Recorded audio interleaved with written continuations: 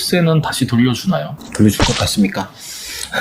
증여세도 돌려주는 판에 취득세도 돌려줘야 되는 거 아닐까요? 취득세는 그렇게 안 됩니다.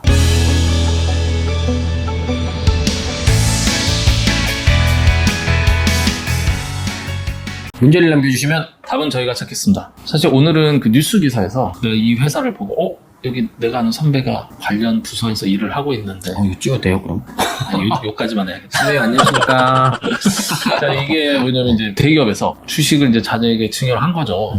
상당 주식을. 근데 그 주식을 다시 반환받았어요. 반환 받았어요? 아, 받은 건 아니고 이제 소송 들어간 거죠? 그렇죠. 소송이 들어갔죠. 그거 아니에요? 거기에요. 그만 얘기하시고. 자, 그런데 야, 이때 사람들이 이제 생각을 하면 줬다가 뺐을 수 있어. 뺏는다는 표현이 좀 그렇지만 이게 사람의 마음이 이제 갈 때와 같다고.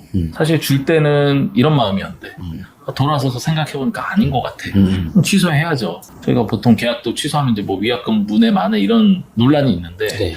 이런 증여의 문제에 있어서도 줬다가 다시 돌려받을 때 세금 관계는 어떻게 되지? 이런 생각이 들 수 있을 것 같은데 그런 경우도 있습니다. 그리고 사실 실제로 이걸 활용하시는 분도 많습니다. 활용이란 건 어떤 쪽으로 활용을 하나요? 사실 주식 같은 경우에 줬다가 이게 평균 냈는데 확 떨어진 거예요. 코로나가 터졌다 뭐 이렇게 하면 훅 가잖아. 그러면은 취소해야지. 너무 비싸게 줬는데 취소하고 다시 주는 거야. 그렇죠. 네, 가능합니다. 그건 어차피 이제 주려고 했던 거고. 자, 이렇게 취소를 하고 다시 반환받고 뭐 이런 과정에서 그때마다 세금은 어떻게 되는지 한번 알아볼게요. 자, 우선 이제 증여세는 이제 반환하는 시점이 중요하다. 맞습니다. 그 얘기가 있는데 어떤 의미로 첫 번째 이해하면 될까요?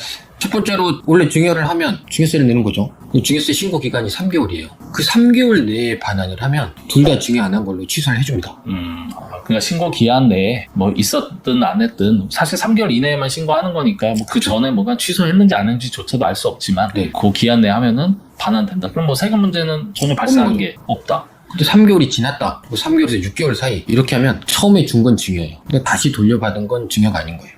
그러니까 증여세가 한 번 나갔어요. 이것도 너무 아깝죠. 근데 이제 6개월이 지났어. 그러면 준 것도 증여, 받은 것도 증여입니다.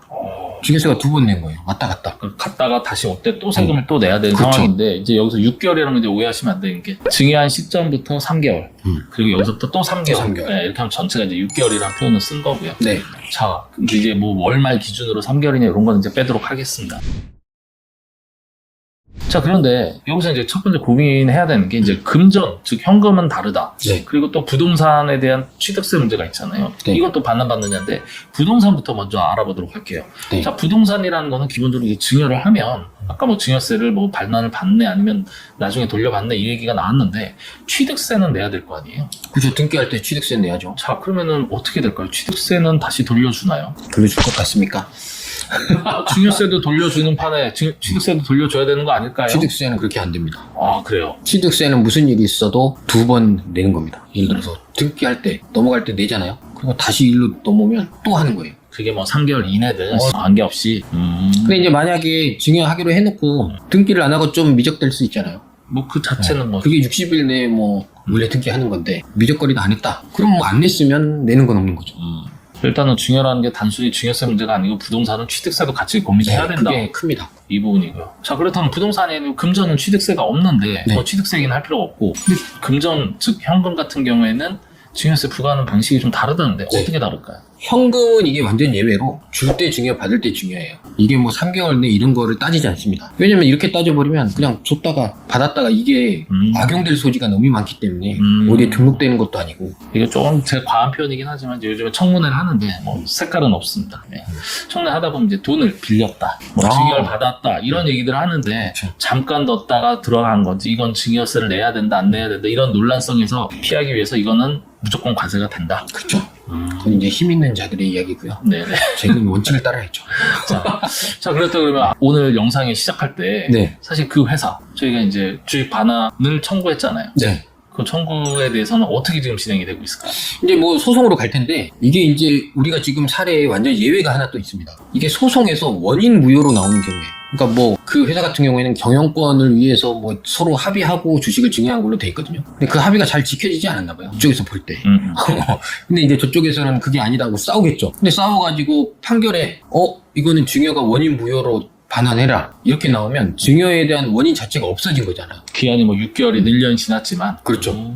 그 원인 무효로 인한 판결로 인한 돌려주는 거는 증여세를 없던 걸로 만들어서 증여세가 없습니다. 그리고 또 한 가지는 이제 이건 좀 안 좋은 결과긴 한데 사회행위라고 있거든요.